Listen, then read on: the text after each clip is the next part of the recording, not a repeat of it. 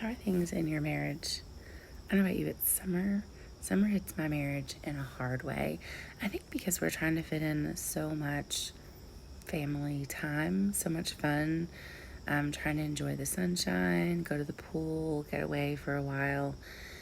And even though that stuff is supposed to be super relaxing, it is exhausting. I don't know. I am always ready for school to start back, to get back to the rhythm and routine of life. But by the time school starts back every year, I need to reinvest in my marriage. We have always had a difficult marriage. By that, I mean it doesn't come easy. We have to intentionally invest in our marriage. I'm always a little bit jealous of people who seem to have marriages that, I don't know, they flow easily, they get along, unless there's really a difficult season. They haven't gone through a whole lot that makes them bitter or resentful. I don't know, that is just has not been the case here. And so when we have seasons like this, I find that I have to get back into the Word of God. I have to recenter myself. I have to make time to invest in our marriage. And that always starts with investing in it in my heart first.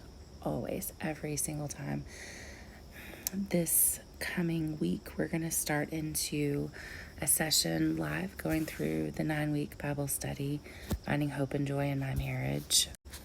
That is really focusing on learning how God says to love others, how to forgive, how to respect, how to mind our words, what's coming out of our mouth, how to understand our husbands well, and how to set biblical priorities in our lives, in our hearts, in our home, in our relationships. And I'm super excited this year because the workbook is finally finished. And so that's something in the course, which is online, so you can get through it self-paced. It's something that has been asked for over and over again. Within the course, I lay out all of the weeks. There are video lessons. There are extra pieces to help you apply it. And then there are 5 days of homework, which you've always been able to download and then print. And people are like, could it just be already there for me, just like you would go to church and do a Bible study and there's a workbook. So last year I started into the process of taking things and making it into a physical workbook, and it is on Amazon now.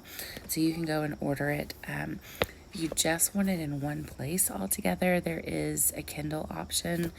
But if you want it printed, it is about $15. It is a chunk of a book.